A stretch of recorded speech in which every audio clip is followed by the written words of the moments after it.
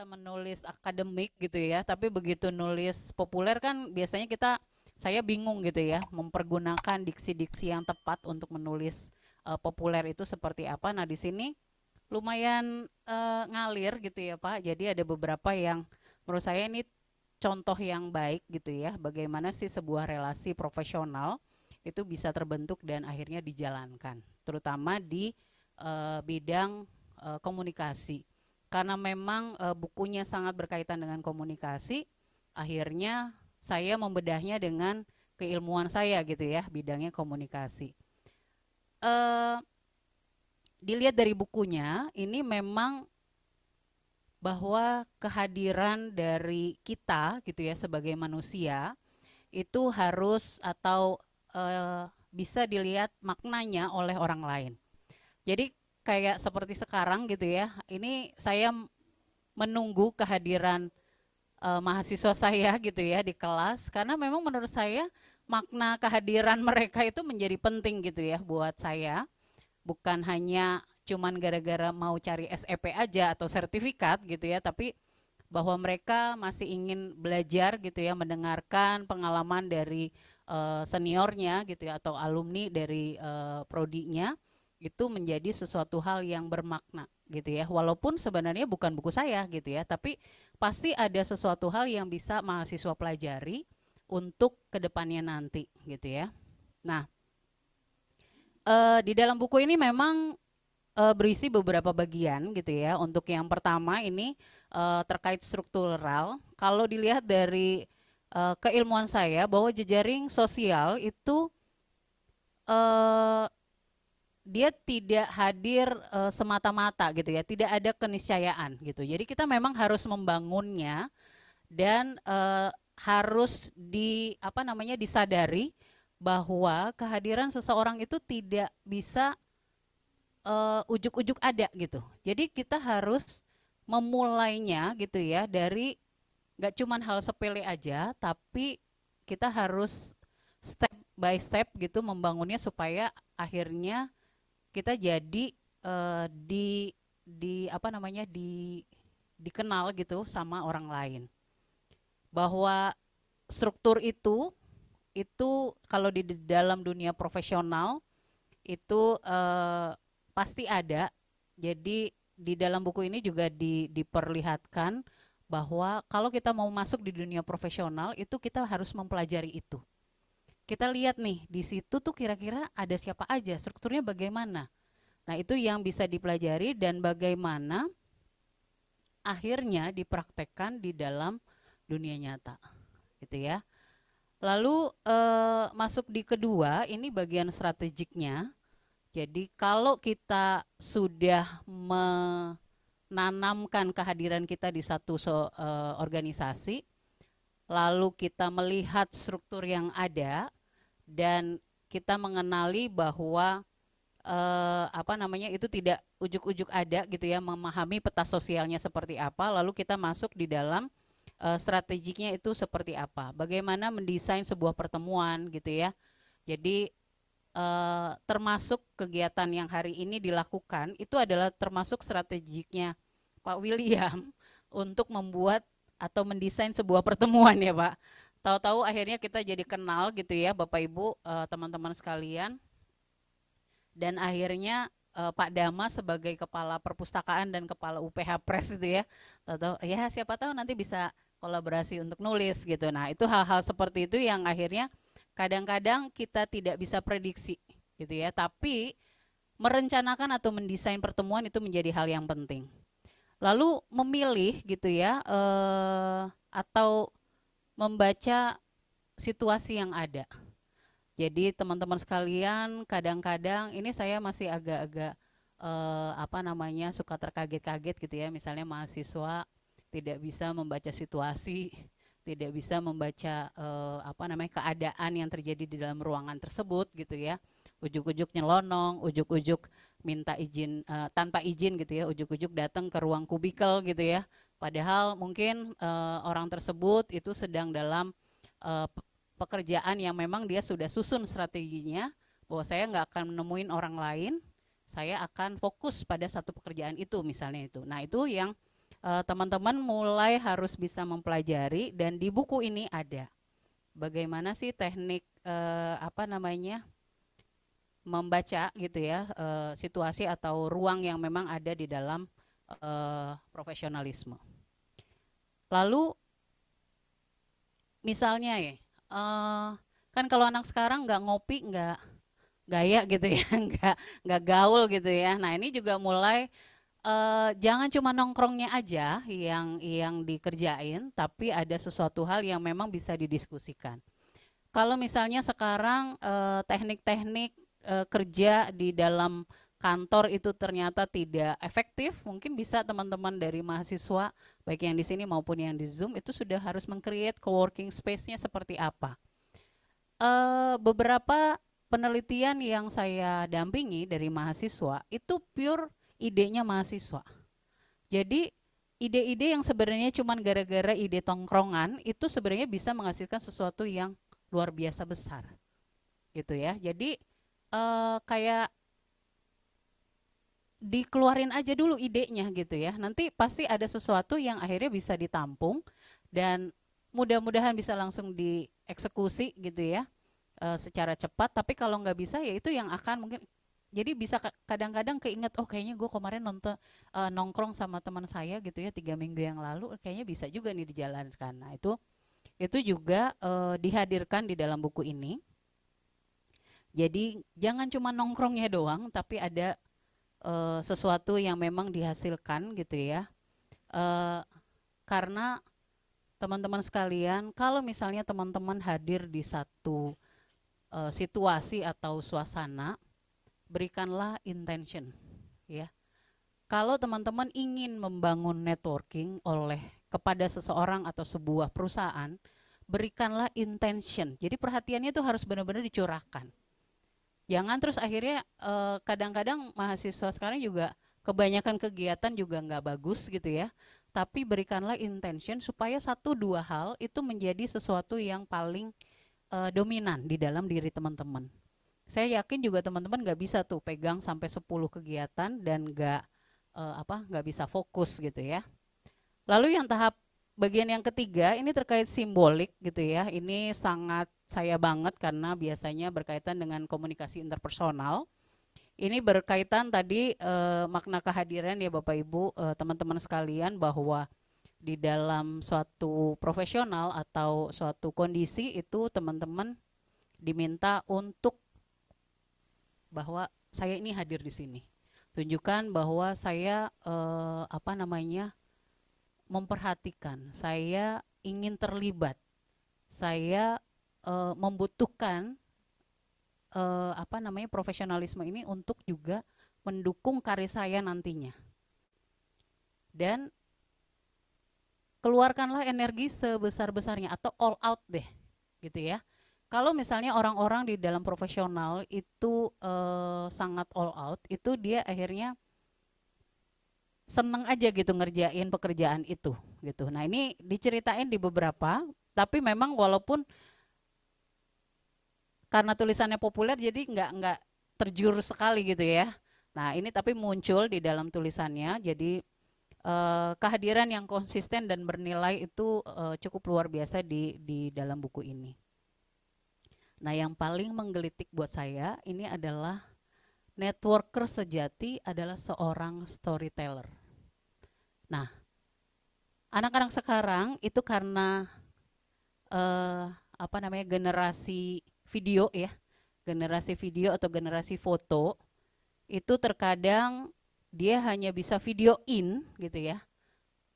Agak sulit untuk kalau disuruh ceritain.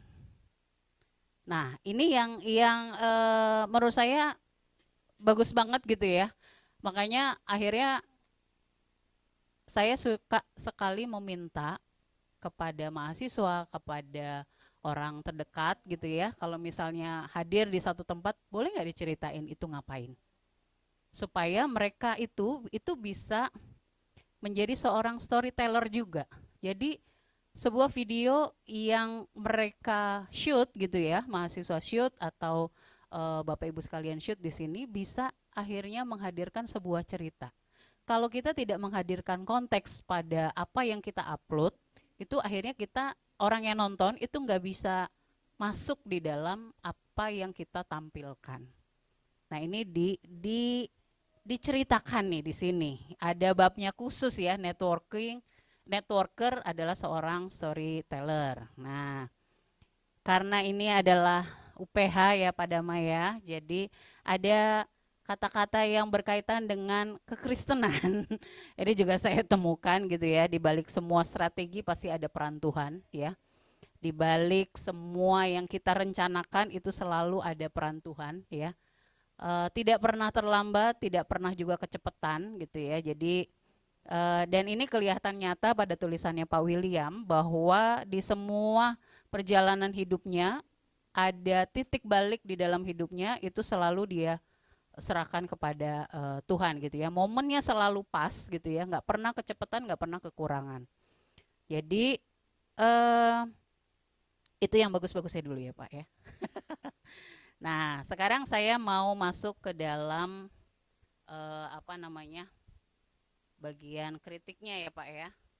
Jadi beberapa hal memang yang kalau kritik akhirnya evaluasinya munculnya dari kedosenan gitu ya. Jadi karena isinya itu adalah pengalaman pekerjaan yang masuknya di urban menengah Pak. Nah, mungkin jadinya pembacanya agak terbatas gitu ya. Profesionalisme yang mungkin sudah mulai belum masuk di dalam profesionalisme urban itu nggak akan istilahnya nggak engage gitu ya dengan buku ini. Lalu yang kedua ya itu tadi karena akademik gitu ya, citasi literaturnya nggak masih belum, tapi nggak masalah karena ini masih buku populer gitu ya. Lalu ada terkait etika Pak, mungkin bisa nanti kalau Bapak mau melanjutkan triloginya gitu ya, dimasukkan membahas dimensi etika, bagaimana sebuah networking itu juga muncul manipulatif gitu ya. Lalu ada bagian-bagian untuk menjaga niat-niat kita di dalam bekerja supaya memang masih masuk di dalam jalurnya strategik yang memang kita mau bangun. Gitu. Paling itu saja Pak Dama, Pak William, mohon bisa tidak baper ya Pak ya. Terima kasih banyak. Saya serahkan kembali kepada Pak Dama. Ya, terima kasih. Kendaraannya aman kok ya, kan nggak ketemu nanti. Pak William seneng kok ini terima. Ini masukan-masukan yang berharga ya Pak. Nanti. Wah, betul lah. Oke.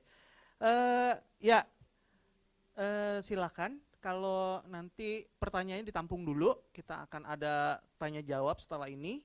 Dan silakan dilanjutkan Pak dengan pembicara kedua, yaitu silakan Pak, lanjut.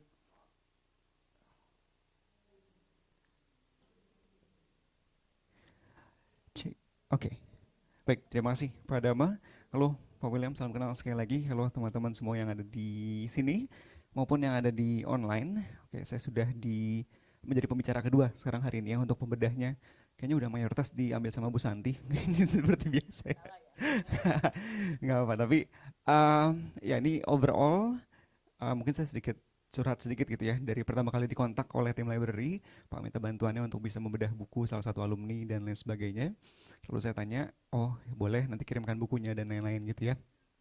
Lalu dikirimkanlah satu eksemplar ini ya, buku networking karya William Dutt gitu ya. Saya sempat bukan stalking sih Pak ya, tapi lebih ke cari tahu dulu nih. William ini ternyata memang alumni kita dari 2008 berarti masuk ya, betul ya. Dan lulus di tahun 2012 gitu. Jadi saat saya terima bukunya, mungkin sedikit sedikit cerita juga. Begitu sebelum saya buka, saya udah siap dulu. Oh, saya mau note taking. Ya udah siap mau tulis note segala macam, udah siapin laptop dan lain-lain. Lalu udah siapin bukunya juga.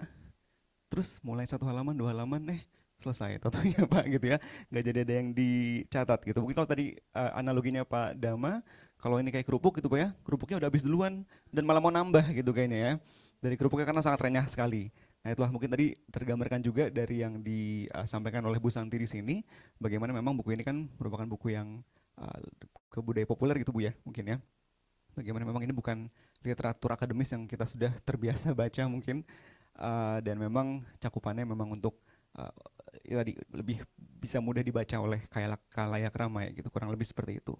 Jadi dari situ mungkin bisa tergambarkan bagaimana saya pun yang awalnya mungkin agak skeptis gitu ya dari Pak William, ini kira-kira mau ngomongin tentang apa gitu ya. Tapi akhirnya saya pun bisa belajar banyak juga ternyata dari buku ini gitu. Dan mungkin sedikit background sebagai seorang introvert gitu ya. Mungkin kalau sekarang di MBTI sering ada MBTI gitu ya. Saya INFP introvertnya bisa sampai 90-95% gitu misalnya. Nah ini jadi banyak belajar juga saya di sini untuk bisa melihat dari hal yang mungkin kita sering lihat sepele dari networking atau bisa ngobrol dengan orang banyak tuh banyak sekali manfaat yang bisa kita dapatkan gitu ya. Khususnya dari buku ini kita bisa lihat bagaimana networking itu bukan sekedar say hi atau sekedar tahu orang itu siapa, tapi bagaimana kita bisa memupuk tahu orang itu menjadi sebuah hal yang lebih jangka panjang, kurang lebih kayak gitu. Ya, itu mungkin sekedar pengantar dulu. Ini saya ada beberapa catatan. Banyak hal menarik yang bisa saya dapatkan dari buku ini, karena dari buku tersebut juga tadi sempat dibilang kalau nggak salah Pak William, bagaimana kadang udah nggak perlu bawa kartu nama tapi kasih buku aja gitu ya, karena dari buku ini sudah terlihat jelas kiprah dan juga sepak terjangnya Pak William sendiri, bagaimana dia sudah berkomunikasi dengan pengalaman kerjanya gitu ya, dan siapa-siapa saja yang sudah berkomunikasi dengan beliau ya. Dan untuk key takeaways-nya ada banyak sekali. Mungkin saya ambil dua yang paling saya suka dari buku ini. Yang pertama, bagaimana saya senang untuk sebagai merangkum dari semua yang sudah Pak William katakan di buku ini, dikatakan bahwa di saat kita berhasil membangun jejaring dengan seseorang, jangan anggap itu sebagai bongkahan emas, tapi anggap koneksi tersebut sebagai tambang emas. Ya, itu tadi. Jadi kalau kita sudah menganggap, oh saya kenal si A, udah saya puas berhenti di situ saja, ya udah koneksinya tidak bisa berjalan lebih lanjut gitu ya. Tapi di saat kita bisa lihat orang tersebut sebagai tambang emas quote and quote ya, bukan mau dieksploitasi juga gitu teman-teman ya. Tapi bagaimana tambang emas tersebut bisa kita coba gali lebih dalam untuk kita mengetahui juga kira-kira selain apa yang bisa kita dapatkan, tapi juga apa yang bisa kita berikan terhadap orang tersebut. Jadi koneksinya itu akan menjadi lebih mendalam dan tidak superficial sih. Itu yang pertama. Terus yang kedua juga ada satu kutipan seperti dari Bu Kartini ya Pak ya, terkait bagaimana Tuhan itu suka orang yang ikhlas, dan orang yang ikhlas itu selalu diberi jalan, bahkan jalan yang sebelumnya tidak mungkin bisa menjadi mungkin gitu. Nah ini juga salah satu sebagai salah satu anggapan positif juga yang disebutkan juga di buku, bagaimana kalau misalnya seni mencari muka itu biasanya dikonotasikan sebagai suatu hal yang negatif, tapi sebenarnya di banyak hal tersebut juga bisa menjadi suatu hal yang positif juga gitu teman-teman sekalian ya. Kurang lebih seperti itu. Dan banyak juga mungkin kata kunci lain yang saya sangat suka dari buku ini, bagaimana dari tadi untuk mendukung kepositifan dari si quote and quote cari muka tersebut, kita harus bisa menjadi orang yang jujur ya, to be honest. Untuk bisa menjadi orang yang juga rendah hati, ya, dibutuhkan humility juga di sana, penuh rasa bersyukur, perlu juga rasa yang positif ya.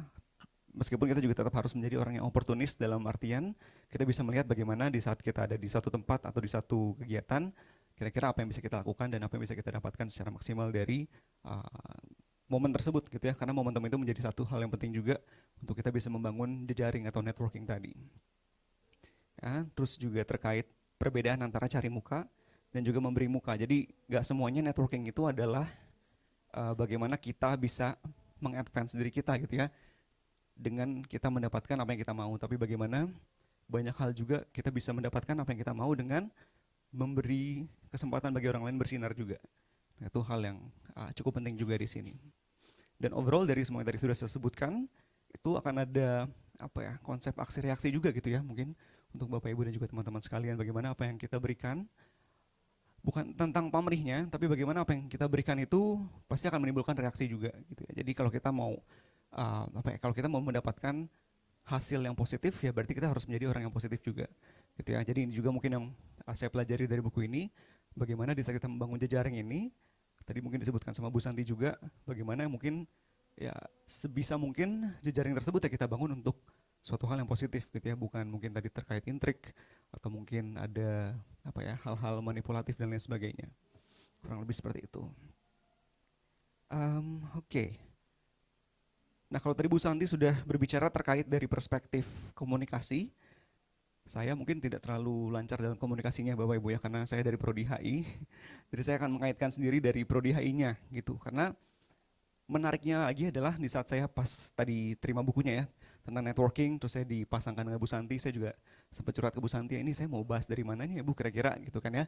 Karena ini kan memang mayoritas menggunakan perspektifnya komunikasi gitu. Tapi ya tadi saya bilang, begitu seiring saya membaca bukunya dan saya akhirnya menyelesaikan buku tersebut, wah ini malah menjadi buku praktik nyata untuk para ini ya, orang-orang HI sebenarnya gitu. Karena di situ banyak sekali hal-hal yang bisa kita pelajari. Nah, saya akan coba saya akan coba jelaskan sedikit mungkin. Yang pertama, karena memang networking itu kan bukan terbatas hanya ilmu komunikasi saja gitu Bu ya. Tapi itu merupakan seni umum yang memang semua orang itu bisa lakukan dan bisa mengasah juga, kurang lebih seperti itu. Nah, tidak terkecuali di HI. Karena kalau di HI kan kita hubungan internasional ya. Kata dasarnya sudah hubungan. Hubungan itu sudah pasti kita membutuhkan interaksi, butuh networking dan lain sebagainya. Kalau di KBBI bahkan kan hubungan itu merupakan keterkaitan gitu ya, atau pertalian antara satu hal dengan yang lainnya. Jadi dalam HI pun kita pasti akan membahas bagaimana setiap aktor-aktor ini akan dan harus berjejaring satu dengan yang lainnya untuk bisa menyelesaikan masalah, untuk bisa membahas masalah dan lain-lain. Ya. Oke, ini jadi kuliah umum HI kayaknya Bu ya, tapi apa? Kita sambil belajar sama-sama aja teman-teman ya. Dan tadi saya sudah sebutkan mungkin bagaimana networking di dalam HI ini kan juga membutuhkan banyak aktor gitu ya.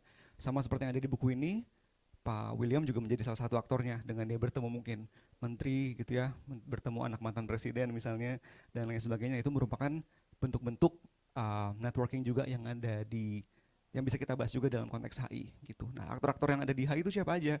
Jadi mungkin selama ini ada banyak anggapan bahwa aktor hubungan internasional yang negara saja gitu ya. Tidak salah sebenarnya, tapi di zaman modern seperti ini kita bisa melihat bahwa aktor-aktor yang menggerakkan hubungan internasional itu kan ada banyak sekali dan semua orang dan semua lini itu bisa terlibat ya. Baik tadi aktor negara itu sendiri maupun aktor-aktor non negara. Itu mungkin perusahaan multinasional gitu ya, atau mungkin dari LSM, lembaga swadaya masyarakat.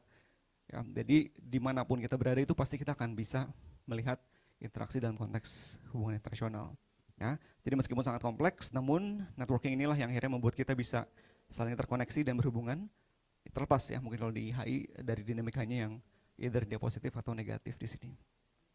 Nah, dan satu hal penting juga yang saya dapatkan dari buku ini, kalau kita gabungkan dengan teori HI lah kurang lebih gitu ya, atau pendekatan HI, ada yang pernah dengar mungkin hard power, soft power di sini? Ya, mungkin ada Kak Lucia di sini sebagai salah satu kakak kelas saya dan juga pakar sepertinya di sini. Itu salah satu juga yang bisa kita lihat ya, bahwa networking ini kira-kira hard power atau soft power, teman-teman. Jadi ada hard power, ada soft power, itu ceritanya. Kalau networking atau berjejaring itu bagian dari hard power atau soft power kira-kira.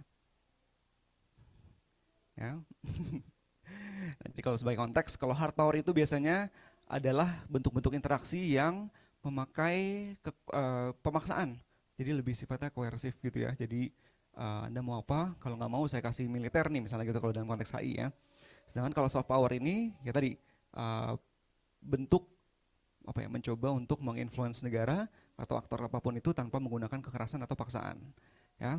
Nah, itulah kenapa saya pikir buku ini menjadi salah satu hal yang penting juga untuk kita bisa melihat bagaimana networking itu merupakan backbone juga dari HI yang ada sekarang, teman-teman. Karena tanpa ada networking, saya rasa mungkin banyak hal negatif yang masih bisa terjadi di dunia ini gitu ya. Meskipun sekarang mungkin ada banyak berita tentang perang dan lain sebagainya, tapi untuk kita bisa berjalan sampai sejauh ini, itu merupakan bagian dari networking juga yang dilakukan oleh berbagai macam aktor dari HI itu sendiri. Ya, tadi mungkin ada hard power, ada soft powernya itu di bagian networking, dari budaya mungkin, dan hal-hal yang mungkin lebih ke persuasif gitu ya. Nah, itu bisa kita masukkan ke soft power, atau mungkin yang terbaru juga penggabungannya dinamakan sebagai smart power gitu ya, penggabungan antara si hard dan soft power tersebut. Nah, selanjutnya tadi saya sudah bilang juga bagaimana secara umum di HI networking itu menjadi salah satu backbone dan penentu survival juga ya. Dan ini terjadi karena memang mungkin kalau teman-teman lihat banyak sidang-sidang di luar sana ya, sidang internasional mungkin di UN ya, United Nations, mereka kan berkumpul tuh perwakilan-perwakilan negara dari ratusan negara gitu ya. Bayangkan kalau mereka tidak melakukan networking, ya, pasti mereka tidak akan bisa mencapai tujuan bersama dan tidak bisa juga mencapai tujuan dari negara mereka masing-masing gitu ya. Nah inilah kenapa yang mungkin saya lihat juga menjadi salah satu hal yang disebutkan juga dalam bukunya Pak William, bagaimana when it comes to networking it goes both way gitu ya. Jadi bagaimana ya di satu sisi pasti ada suatu hal yang ingin kita gapai, tapi lebih dari itu harusnya kita bisa menyadari juga dari apa yang kita dapatkan tersebut kita bisa melakukan apa nih yang lebih besar gitu ya, untuk kebaikan bersama. Kurang lebih kayak gitu ya. Jadi memang sangat-sangat HI ya, tadi sudah saya bilang, mungkin G20 ya, tadi ngobrol juga sama Bu Santi, atau mungkin ASEAN, ini semua mungkin institusi-institusi dan hubungan-hubungan yang memang masih memerlukan networking ya, gitu. Dan yang terakhir mungkin dari yang sudah diterapkan di buku ini juga ada yang namanya multi track diplomacy. Nah ini salah satu backbone-nya di HI juga, bagaimana dalam diplomasi itu ada banyak jenis gitu ya teman-teman. Nah ada juga yang multi track diplomasi ini menjelaskan bagaimana ada at least 9 aktor negara yang memang harus saling berjejaring satu dengan yang lainnya untuk bisa menjawab permasalahan negara, permasalahan dunia ataupun untuk bisa menyelesaikan sebuah masalah gitu. Ya tadi dari 9 aktor tersebut bisa ada negara, ada aktor-aktor non negara gitu ya. Ada mungkin yang dari pendidikan, ada yang dari keagamaan misalnya, ada dari media dan lain-lain. Nanti mungkin kalau ada yang tertarik bisa dicek multi track diplomacy. Dan ini semua kayak tergambar di bukunya Pak William karena dia sudah bertemu hampir semuanya kayaknya. Semuanya dari mungkin aparatur negara gitu misalnya, dari petinggi-petinggi negara sampai mungkin teman-teman yang bekerja di lapangan waktu itu ya saat lagi bekerja. Nah itu semuanya merupakan bukti nyata lah gitu ya.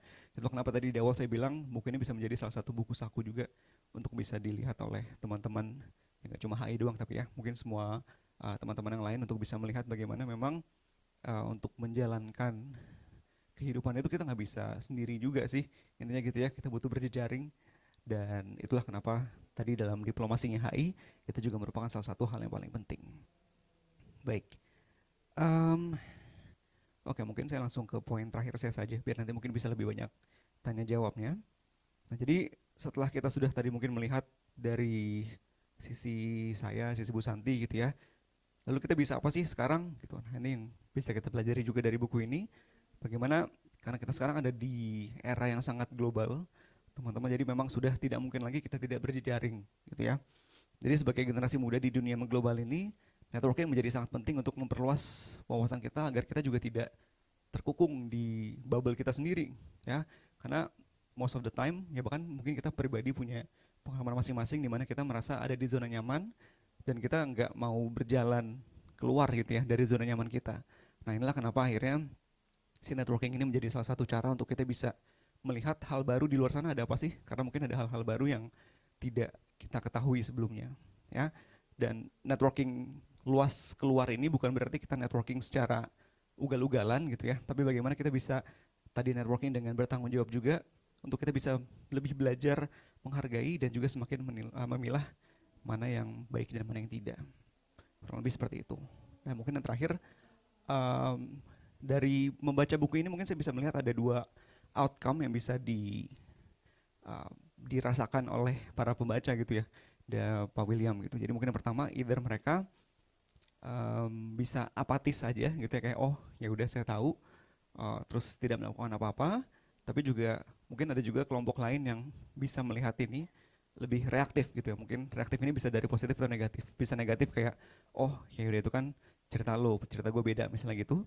Atau mungkin yang positif justru kayak oh memang ini pengalamannya sangat baik dan coba saya akan lakukan, kira-kira kedepannya saya bisa apa ya.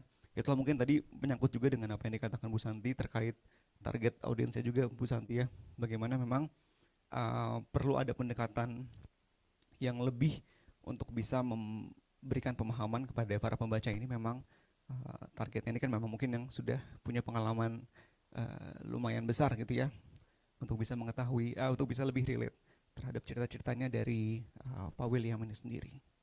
Kurang lebih seperti itu sih. Sisanya saya rasa sudah aman. Saya menunggu buku selanjutnya. Malah dipalak sekarang ya.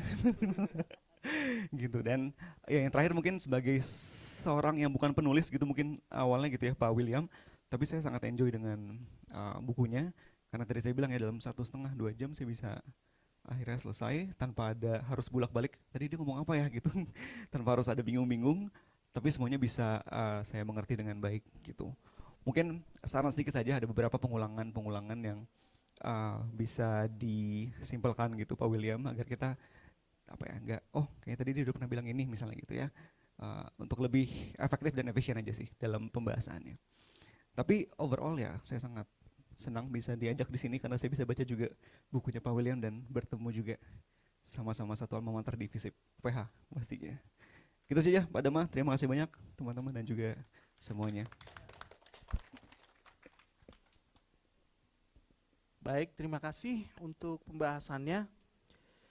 Jadi kita sudah bisa melihat dari pembahasan yang cukup menurut saya sih komprehensif tapi mendalam juga ya, dengan teori-teori yang komunikasi dan juga ternyata HI bisa banyak juga tuh yang tadi dipakai ya teori-teorinya ya. Karena sebenarnya nggak lepas nih dari teori-teori nih Pak William ya sebenarnya yang bisa dianalisis.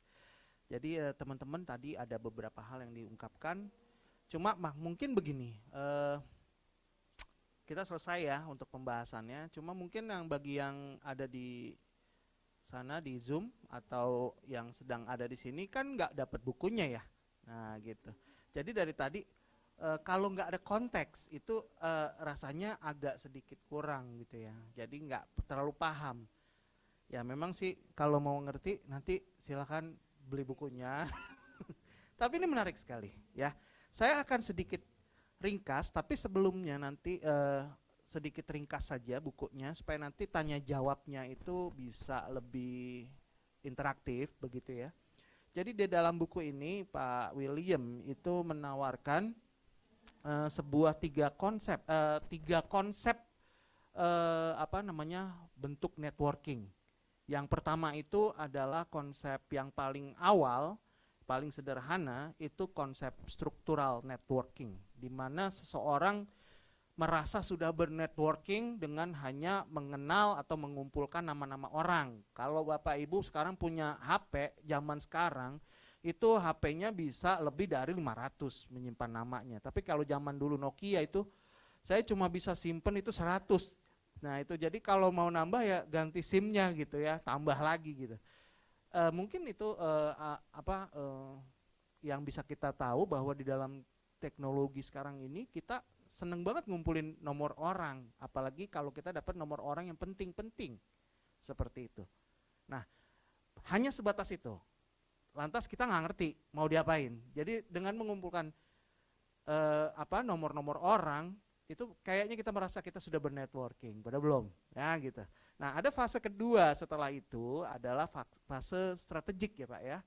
Nah, di fase strategik ini bedanya adalah orang-orang yang mengumpulkan nama-nama tadi, termasuk orang penting, orang-orang yang mungkin tidak dianggap penting tapi sebenarnya penting, ya, itu sudah mulai berpikir apa yang bisa saya berikan atau bagaimana saya bisa berkontribusi atau mendapatkan gain dari nama-nama tadi. Nah, ini udah berpikirnya strategis. Apa yang bisa saya lakukan dengan orang-orang ini? Begitu. Nah, kemudian ada fase terakhir yang menurut saya ini nanti akan menurut Pak William sendiri kadang-kadang orang nggak sadar kita udah di situ atau belum gitu. Itu adalah fase simbolik.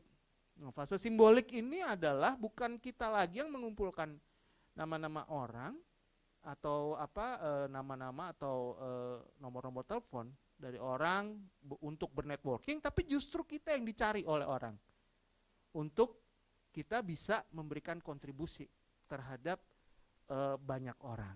Nah, artinya kalau kita sudah mencapai tahap simbolik harusnya kita sudah menjadi orang yang mungkin sudah memiliki pengaruh, ya, tidak harus terkenal, tapi memberikan dampak atau impact kepada orang lain sehingga orang lain merasa butuh menghubungi kita atau berkontribusi dengan kita. Nah, memang sih ada the dark step antara fase strategik dengan simbolik yang saya lihat di sini. Karena kadang-kadang kita tidak sadar bahwa kita ternyata ada dari kita banyak yang sudah masuk di fase tersebut ya. Nah, tentunya nanti Pak itu dijawab di dalam buku ini dengan bagaimana Pak William itu memulai networkingnya dari awal sampai akhirnya Pak William mencapai fase simbolik. Jadi yang bisa menentukan simbolik atau enggak sebenarnya kebutuhan orang lain akan kita. Nah, ini yang nantinya dijudge. Begitu kira-kira. Nah, di sini ada dua hal yang terpenting, ada dua hal yang kalau nggak ada dua hal ini dijelaskan di awal, itu kita jadi nggak jelas ya tentang apa yang terpenting untuk networking. Yaitu pertama itu neraca. Konsep neraca adalah keseimbangan, di mana kita di dalam bernetworking nggak bisa kita hanya menuntut terus kita dapat sesuatu dari orang yang kita kumpulkan tadi namanya, tanpa kita juga seimbang memberikan kontribusi terhadap orang-orang tadi. Begitu. Itu konsep neraca, nanti dijelasin lagi dengan mungkin kalau ada yang mau tanya. Tapi yang kedua itu yang penting, konsep enabler yang disebutkan di buku ini. Enabler artinya adalah konsep bahwa ketika kita sudah memenuhi syarat neraca tadi mungkin ya, orang-orang yang kita kenal, yang mungkin kita tidak berpikir bahwa orang ini penting, tapi justru mungkin orang-orang tersebut bisa menjadi perantara kita untuk dapat menciptakan ruang-ruang baru, kesempatan-kesempatan baru bagi kita untuk berkembang. Nah, ini contohnya banyak sekali. Pak William kenal orang-orang dari tenis gitu ya, main tenis bareng aja. Ngomong-ngomong, ternyata orang itu bisa membuka jalan bagi Pak William untuk jadi pembicara, trainer di mana-mana dan seterusnya. Padahal kita mungkin tidak kepikir gitu. Nah, tapi enabler, orang-orang yang akan membuka jalan bagi kita. Jadi itu dua hal saya ringkas dan 3 fase bentuk networking yang dibahas di sini. Tentunya setiap fase itu akan diberikan contoh-contoh dari beliau sendiri. Ya, jadi bukan contoh-contoh teoritis, tapi dari apa yang sudah dialami sendiri. Nah, makanya itu yang menurut saya membuat buku ini menjadi menarik, gitu ya.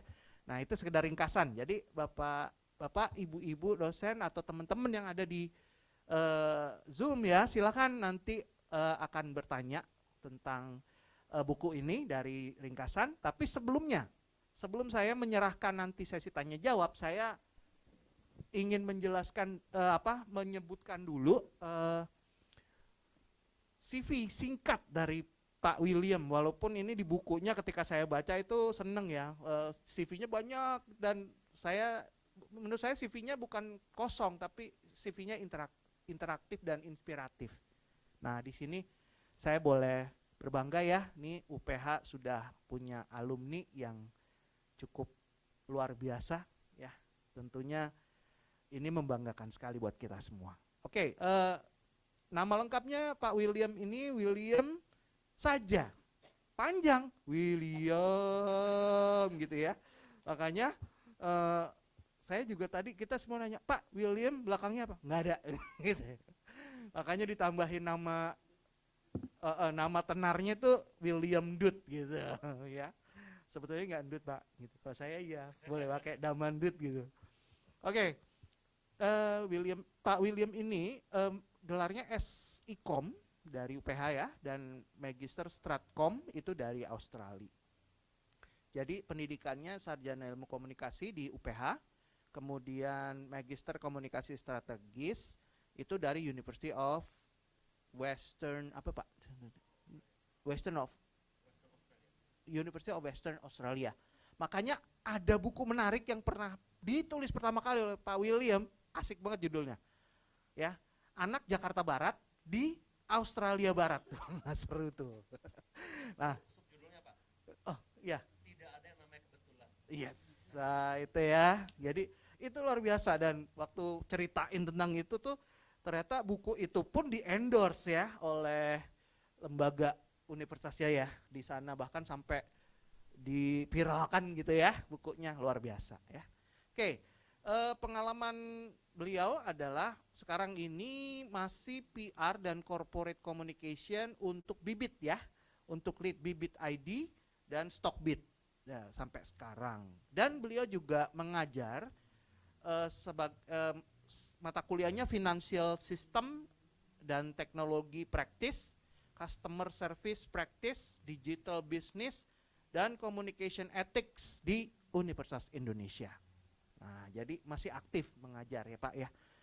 Buku publikasi yang paling baru itu, nah, nanti bisa dilihat itu Gagal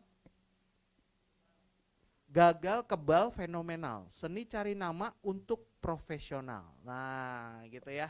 Nanti diceritain. Itu tadi saya sudah disumbang satu buku, nanti buat di library. Kalau ada yang mau datang ke library, cari bukunya Pak William. Oke. Kemudian ini bukunya yang lain, biografi juga pernah menuliskan biografi untuk Prof. Cipta Lesmana.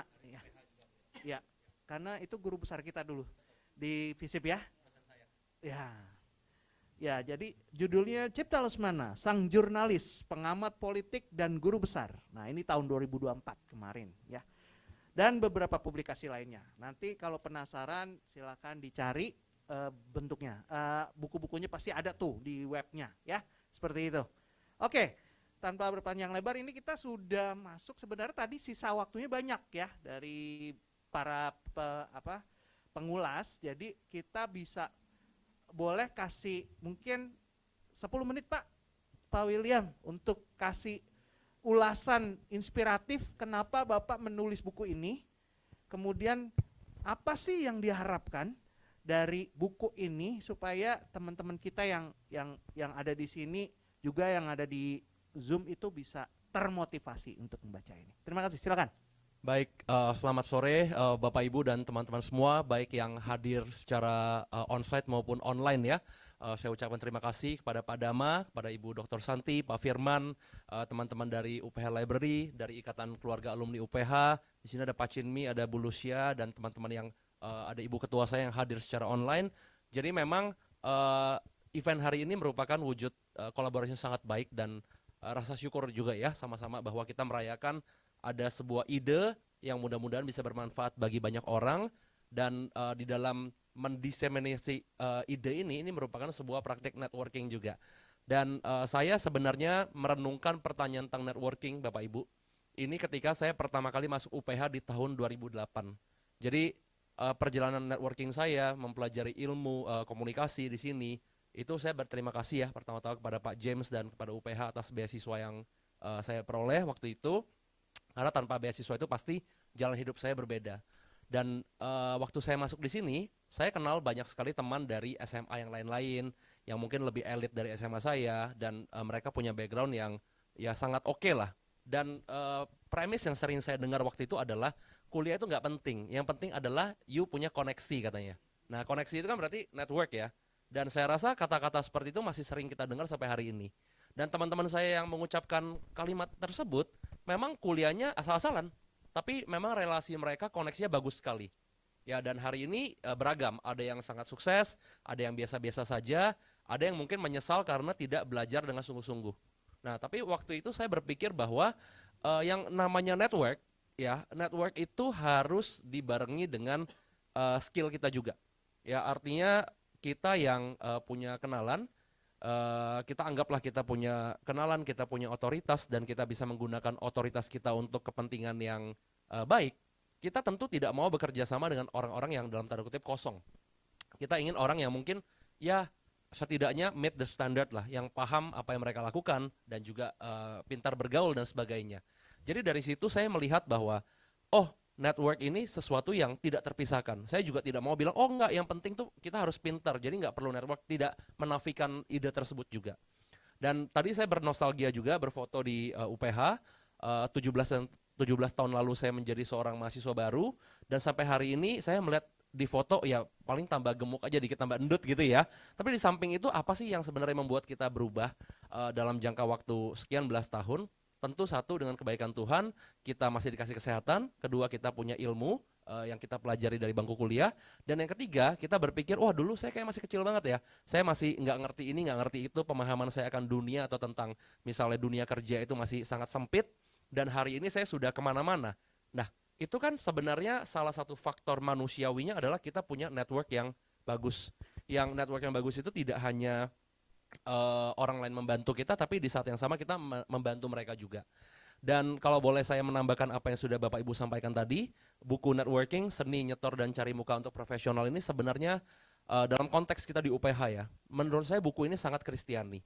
Karena ide dasarnya saya melihat bahwa dalam saya menuliskan neraca itu kan kalau di akuntansi keseimbangan antara ya debit dan kredit, aktiva dengan liability gitu ya. Tapi di dalam kehidupan kita berjejaring itu adalah keseimbangan antara memberi dan menerima. Dan orang-orang yang mencapai fase simbolik, yang fase paling akhir dalam networking itu adalah orang yang biasanya atau umumnya mereka sudah memberi lebih banyak dibanding mereka menerima. Dan ketika memberi itu pun sama sekali tidak berpikir saya akan dapat apa.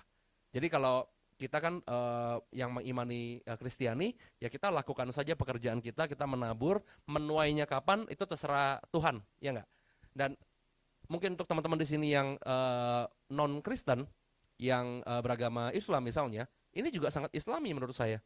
Karena sebuah ajakan untuk fastabikul khairat, berlomba-lomba di dalam kebaikan, ya. Makanya konsep enabler itu ada di sini. Jadi saya merasa bahwa hidup saya dari usia 0 sampai 18 tahun saya masuk kuliah di UPH itu adalah hasil dari kebaikan orang tua saya, keluarga, teman-teman dan orang-orang lain yang sehingga di penghujung saya kelas 12 saya dapat rezeki, dapat beasiswa di UPH. Dan itu di luar kendali saya. Nah, jadi ketika ada akumulasi dari kebaikan itu, saya mendapatkan beasiswa, kemudian saya bekerja, saya dapat beasiswa lagi untuk sekolah master, saya kembali ke Indonesia, ya saya rasa pekerjaan terbesar saya adalah meneruskan apa yang sudah saya alami, supaya lebih banyak orang bisa mengalami yang sama. Ya dengan cara, yang tadi dengan enabler, misalnya orang kadang-kadang merasa bahwa, oh membantu orang lain itu harus dengan uang, tentu saya tidak. Nah membantu dengan waktu, tenaga, pikiran, dengan kehadiran kita saja itu kadang-kadang bisa mengubah orang yang mungkin secara mentalitas lagi kesepian atau lagi pusing jadi lebih baik, dan ketika mereka sudah baik ya mungkin saja kita akan diajak kolaborasi atau mendapat apalah yang kita tidak harapkan di awal sebenarnya. Dan dari situ saya juga mengalami langsung, saya tuliskan kisah dalam buku saya betapa banyaknya kesempatan yang sebelumnya saya tidak tahu dan saya tidak bayangkan akhirnya bisa saya dapatkan itu berkat networking yang saya tuliskan di sini Bapak Ibu. Dan juga terakhir mungkin kalau bicara soal tadi ya, Pak Dama sudah sampaikan ada fase structural, strategik dan simbolik, betul sekali. Saya menggunakan analogi kartu nama lah. Jadi istilahnya mungkin kalau kita bertukar kartu nama dengan seseorang yang orang besar dalam tanda kutip, kita bangga seolah-olah kita bisa menggunakan itu untuk sombong-sombongan, untuk gagah-gagahan, untuk misalnya bisa melanggar lalu lintas dan menunjukkan, oh saya punya kartu nama ini, saya mau ketemu bos misalnya gitu kan. Kan ada aja orang yang seperti itu. Kemudian kalau orang yang secara strategik, dia ketika melihat, oke, saya ingin sekali loh bekerja sama dengan orang-orang besar ini, tapi sebelum saya minta mereka lakukan sesuatu buat saya bisa ngelakuin apa ya? Saya bisa memberikan value apa? Nah, dan disitulah sebenarnya letak pentingnya kita memiliki skill atau kemampuan secara akademis dan kemampuan praktis lain, supaya kita sendiri pun menjadi orang yang dianggap menarik oleh orang lain, yang punya daya tawar, yang punya added value, yang banyak bisanya, ya sehingga orang lain banyak ingin bekerja sama dengan kita. Bayangkan kalau kita orang yang membosankan, nggak punya skill, mengandalkan kenalan papa mama saja, tentu orang juga males gitu ya ngapa-ngapain sama kita. Dan terakhir tentang fase simbolik itu, bagaimana kita seringkali, betul kata Pak Dama, kita tidak menyadari bahwa dengan satu tindakan kecil kita, satu kesempatan itu bergulir seperti bola salju ya Pak ya. Dan kita menjadi semakin besar dari waktu ke waktu, tanpa kita sadari kita membangun thought leadership kita, membangun kepakaran yang hari ini kalau misalnya bicara soal Pak Dama, orang langsung 3 kata apa? Tentang perpustakaan, tentang pendidikan Kristen, tentang nanti segera sidang gitu ya Pak ya. Dr. Santi, seorang pustakawati, kemudian ahli komunikasi seksolog, seksologi tentang keluarga, kemudian seorang kalau di IG-nya mami muda yang suka joget-joget dengan anaknya juga gitu kan. Jadi fun, walaupun seorang akademisi yang sangat serius dipandang orang lain. Pak Firman lebih muda dari saya, sudah menjadi kaprodi, beliau lulusan LSI dan Ini pasti di komunitas yang lebih luas, mungkin di Chevening scholarship group atau di beasiswa yang lain ya, atau di ikatan alumni LSI, pasti sangat diperhitungkan. Dan itu bisa terjadi ya karena kita punya banyak hal, punya banyak peran, punya kesibukan, dan di masing-masing kesibukan itu kita mencoba untuk excellent. Jadi orang lain juga akan mencari kita, dan saya yakin banyak sekali nanti para fresh graduate ketemu dengan Bapak Ibu sekalian, mendapat kartu nama Bapak Ibu, mereka berpikir, aduh saya pengen bisa dekat nih dengan sosok-sosok ini. Saya mesti ngapain ya? Saya nggak apa-apa deh jadi asistennya dulu gitu kan. Udah belajar sampai akhirnya ya kita dapat kesempatan lebih besar. Dan itu saya buktikan misalnya dengan Prof. Cipta Lesmana, saya diajar oleh beliau 4 mata kuliah dulu, 2008 sampai 2011. Kemudian 2012 saya lulus, kita masih bertukar kabar dan segala macam. Sampai akhirnya ketika beliau mau nulis biografi, yang beliau ingat adalah saya. Saya nggak tahu ingatnya karena mungkin saya mahasiswanya saya jadi yang nurut atau apa, saya nggak tahu ya. Dan saya tidak mau mempertanyakan. Tapi intinya saya dapat kesempatan tersebut, dan pada saat launching buku tersebut, saya diperkenalkan dengan narasumber yang hadir ya, dengan kenalan-kenalan beliau. Itu satu hal yang sangat terhormat dan nilainya tidak monetary, tapi memberikan sebuah dalam tanda kutip validasi sosial bahwa yang kita lakukan itu penting. Dan saya ingin katakan bahwa mungkin teman-teman di sini yang Gen Z, oh nyari validasi. Validasi itu bukan sesuatu yang jelek. Ya, tapi kalau hidup kita hanya untuk mencari validasi, itu nanti kita salah fokus gitu ya. Tapi kalau hidup kita nggak dapat validasi pun, pasti hidupnya agak hampa, saya setuju. Jadi saya bilang, kita nggak perlu mendinai lah ya. Jadi cari panggung itu boleh, cari muka boleh, cari nama boleh, itu ide dasar dari trilogi buku saya. Butuh validasi boleh nggak? Boleh banget. Tapi lakuin dulu hal yang penting, yang bagus, yang berdampak, nanti biar validasinya datang sendiri. Terima kasih. Terima kasih. Wah, super ya. Oke, kita langsung aja nih. Ada yang mau tanya-tanya langsung yang ada di tempat atau yang ada di online, Zoom, silakan. Ditanya. Apakah sudah ada yang masuk di online? Ya, sudah ya. Oke. Oh, di situ Pak. Ini ada pertanyaan dari Andriani, PJJ Ilkom. Wah, ini alumni Sivitas Akademika kita juga. Pak William ditanya, izin bertanya, saya seorang sales. Wow, networking adalah investasi jangka panjang dalam sebuah penjualan. Ya. Tetapi ini kan ada 4P apa 7P gitu ya. Nah, itu biasanya gitu. Tapi ada kata-kata yang sering kita dengar dalam berjualan, jangan hanya muncul saat butuh atau kalau mau jualan gitu, habis itu pasca pembelian hilang gitu ya. Butuh atau ada perlunya saja. Bagaimana kita tetap bisa menjalin networking yang bersifat tulus agar tidak ada istilah yang muncul saat butuh aja. Gitu. Silakan Pak. Langsung saya jawab aja ya. Langsung saja. Nanti Bapak Ibu monggo menambahkan ya apabila ada perspektif yang berbeda. Kalau bagi saya melihat apapun bidangnya kita geluti ya, apakah itu di bidang penjualan maupun yang non penjualan, sebenarnya banyak sekali cara yang bisa kita gunakan untuk stay relevan di benak orang-orang yang kita tuju. Misalnya sahabat-sahabat kita, keluarga, dosen, atau kenalan kita secara profesional. Dan sebenarnya banyak sekali momen yang bisa kita gunakan untuk bisa menjalin hubungan itu dengan natural. Contoh yang paling orang lain miliki pasti biasa ulang tahun yang bersangkutan, hari raya keagamaan yang bersangkutan, kemudian momen-momen besar yang kita sekarang kan semua punya sosial media ya, dan harus menggunakan itu untuk momen yang penting. Jadi misalnya ketika ada salah satu kenalan kita, misalnya habis sidang promosi doktor, Pak Dama, amin ya segera, ya kita ucapkan selamat dengan tulus, tanpa saya, Pak, Bapak ini dong traktir saya, ya kan enggak ya, kita ucapkan selamat dengan tulus. Kemudian Pak Dama ulang tahun, kita ingat. Kemudian misalnya suatu hari Pak Dama dapat rezeki apa, terus beliau post, ya kita ikut berbahagia.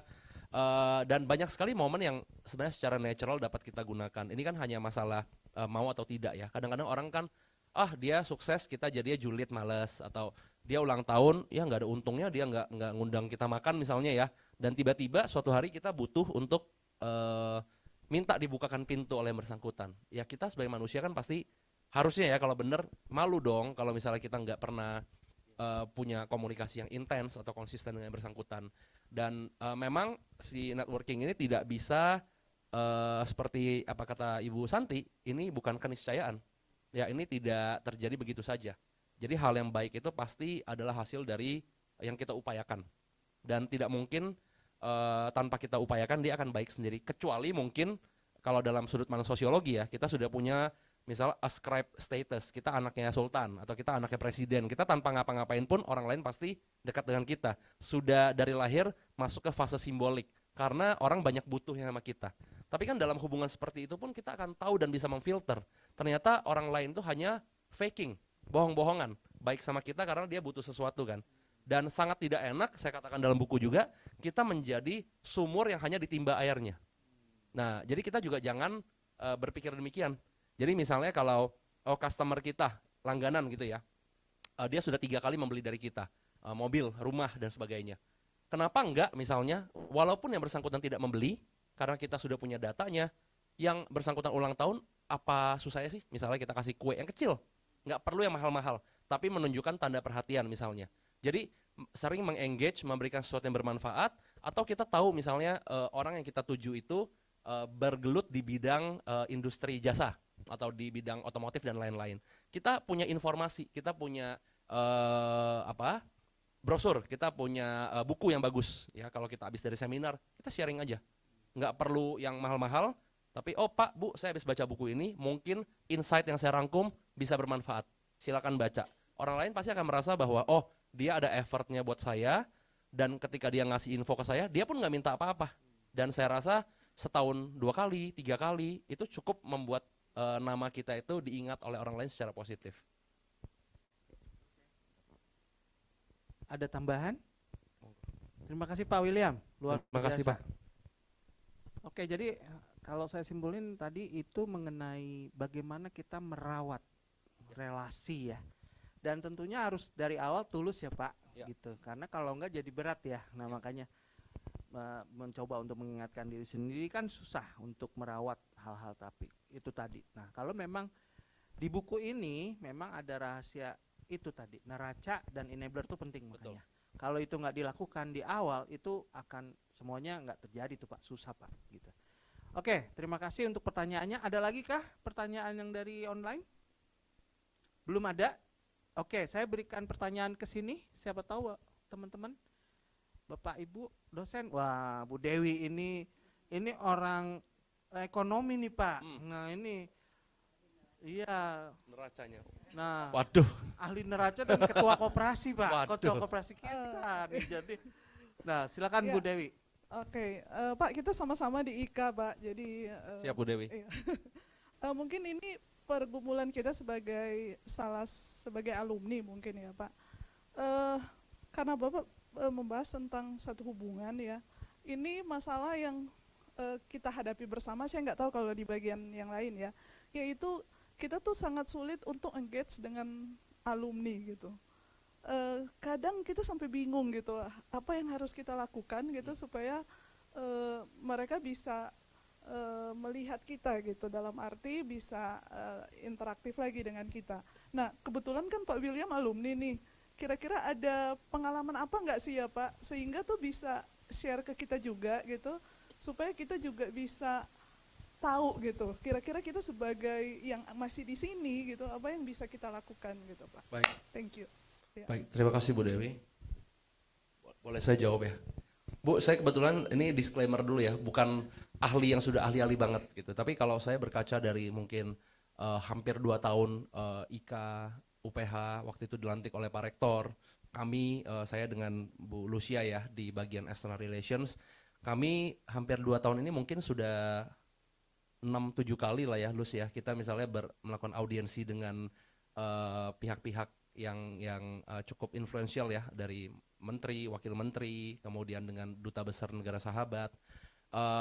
Kalau kami di External Relations selalu berusaha ya Bu Dewi, ketika kami misalnya datang ke sebuah acara audiensi, biasanya ini Bu Lucia yang mengkoordinasi ya, apa sih yang bisa IKA dan juga UPH lakukan atau berikan kepada beliau-beliau itu. Jadi kami datang tidak dengan tangan kosong, kami misalnya menyampaikan update fakultas apa yang kami punya, kemudian apa yang dilakukan oleh alumni, terus fasilitas apa yang bisa dikerjasamakan dan lain-lain. Dan kami tidak pernah istilahnya terlalu push ya Bu ya kepada beliau-beliau harus memberikan sesuatu kepada IKA. Jadi kalau bagi saya langkah awalnya adalah ketika kita misalnya bertemu dengan audiens kita, apakah itu alumni yang lain ataukah misalnya pejabat pemerintahan dan pihak-pihak berkepentingan di bidang lain, adalah kita fokus pada value yang kita miliki dulu sih. Jadi maksudnya kita ingin orang lain katakanlah aktif di IKA UPH. Tapi ketika mereka datang ke IKA UPH, anggaplah kita sedang tidak ada agenda kegiatan. Dan mereka sudah misalnya menyempatkan waktu dan menganggap, aduh ini buang-buang waktu saya nih, misalnya ya. Tapi kalau misalnya kita datang dengan agenda yang spesifik, kita ini mau ngapain, waktu itu terbukti ya, kita pernah mengadakan acara di sini juga dengan Pak Rektor, kita dialog, yang datang mungkin tidak sebanyak itu, tapi ratusan juga ya Lus ya, yang waktu 50-an ya, 70 ya, dan itu alumni dari lintas angkatan dan profesi, rata-rata mereka menyampaikan, kita pengen lebih sering terinfo mengenai kegiatan ini, dan kita bisa ngapain gitu kan. Jadi memang ketika kita ada gulanya dalam tanda kutip, biasanya sih akan orang lain datang sih. Dan mungkin juga Bu, faktor kedua adalah, ini ahlinya Ibu Santi ya, di tengah banyaknya noise hari ini, sosial media dan lain-lain, betapa banyaknya kegiatan yang dia berkompetisi dengan kegiatan IKA UPH, yang lain juga tidak kalah pentingnya. Jadi mungkin kita tenggelam suaranya, atau kita tidak cukup bisa mengambil angle yang pas untuk mengengage mereka, karena kan ini lomba-lombaan ya, mana yang menjadi priority mereka. Jadi mungkin untuk kedepannya secara komunikasi kita juga perlu banyak perbaikan, bagaimana bisa misalnya informasi yang kita kasih itu creating the FOMO effect lah. Jadi orang lain merasa, oh IKA UPH ini yang paling keren dari kampus swasta di Indonesia, kalau nggak ikutan dia FOMO gitu. Tapi kalau kita belum bisa menciptakan FOMO itu, ya mereka mungkin akan menganggap, ah ini just another event yang mungkin nggak begitu ada faedahnya, mungkin saja. Oke, sudah Bu ya, terjawab sesama pengurus IKA. Oke, terima kasih. Kayaknya sudah ada pertanyaan lagi di online. Satu penanya. Ya, ini ada Siti Renciana dari Siloam Hospitals di Jakarta Selatan. Bertanya ke Pak William, bagaimana cara menghadapi rekan kerja yang sering berperilaku berlebihan di depan atasan, cari muka lah ini, dengan selalu setuju dengan atasan secara berlebihan dan terkadang menjatuhkan rekan kerja demi terlihat lebih baik, di mana hal tersebut menimbulkan ketidaknyamanan di tempat kerja. Bagaimana Pak cara kita menyikapi hal tersebut? Wah, ini pertanyaan sensitif ya. Dan mungkin saya jawab secara umum ya, bahwa penyebab dari tindakan seperti ini dan tindakan-tindakan yang cukup annoying dalam kehidupan kita sehari-hari itu sih biasanya akarnya sama, insecurity. Jadi biasa kalau orang yang insecure itu dia akan melakukan apa saja untuk menutupi rasa tidak aman terhadap dirinya sendiri, untuk tampil bagus dan menghalalkan segala cara, bahkan menjatuhkan rekan kerjanya.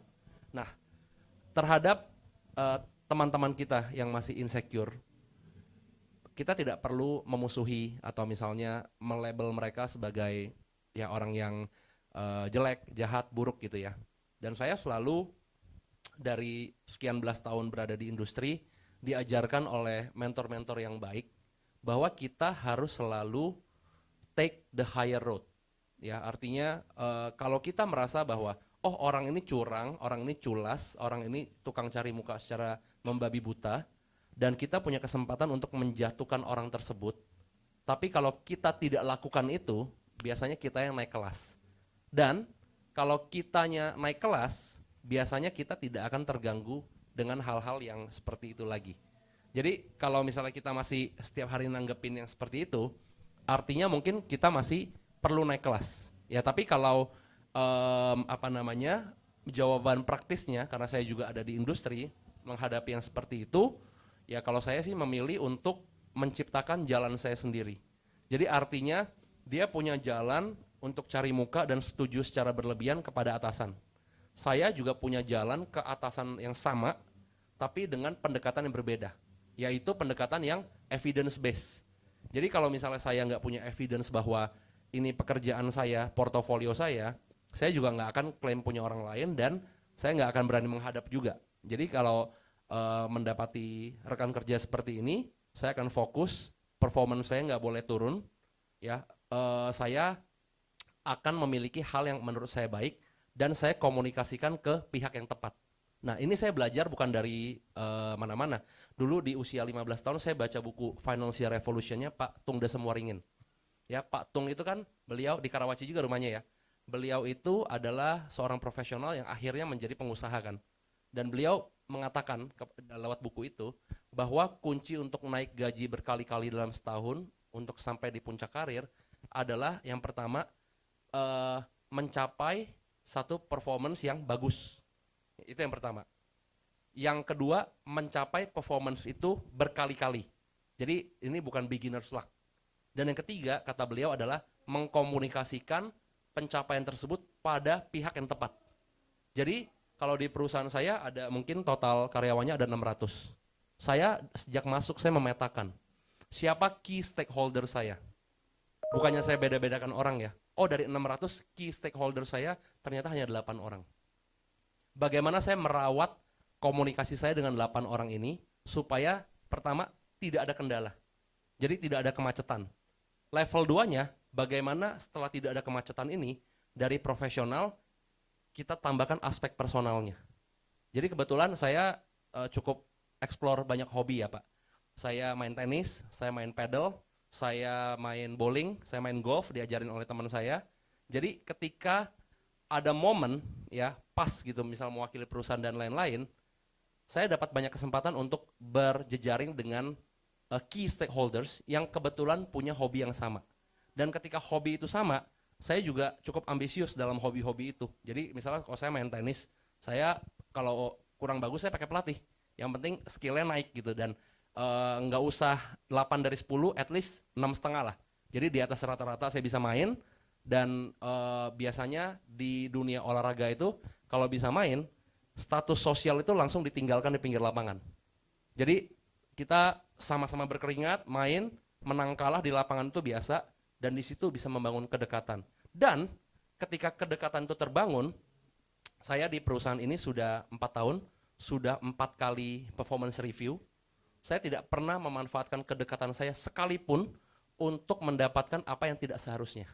Jadi buat saya mata uang di kehidupan saya Pak, ini bukannya sok kaya ya, uang itu nomor 2 lah. Nomor 1 tuh hubungan yang sehat. Karena dengan hubungan yang sehat, kita bisa jadi punya banyak uang dari hal-hal yang kita belum ketahui sebelumnya. Jadi tantangannya adalah ketika kita sudah dapat dalam tanda kutip privilege itu, bagaimana tidak menggunakan itu untuk kepentingan pribadi, ya terus mengingatkan diri sendiri, kalau perlu sharing ke teman-teman juga, dan ya berlaku biasa saja. Begitu Pak. Ya, terima kasih. Itu jawabannya Bu ya, tadi yang bertanya tadi dari Siloams. Ya, ya. Karena waktunya tinggal 2 menit nih, saya masih kasih 1 pertanyaan lagi, kesempatan. Masih?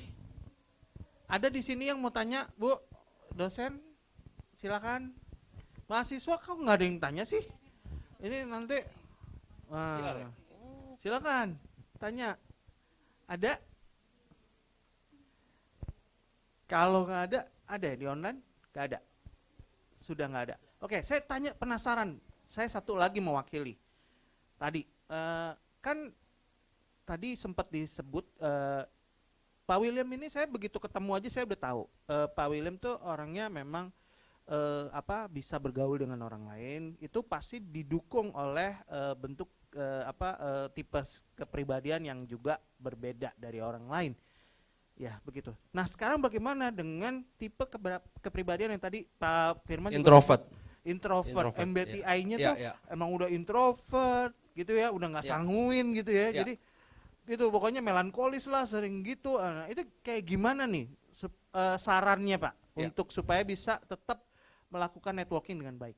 Makasih. Oke, Terima kasih. Saya jawab Ya. singkat ya karena tinggal 2 menit ya. Ya. Mungkin Bapak Ibu dan teman-teman yang hadir hari ini pernah nggak lihat satu meme yang mungkin populer di tahun lalu ya? 1,01 pangkat 365 sama dengan berapa? Ya. Jadi small progress is still a progress. Kalau 1 di pangkat 365 hasilnya 1. Tapi kalau 1,01 di pangkat 365, saya lupa hasil berapa, tapi angkanya gede. Nanti kita bisa hitung sendiri ya.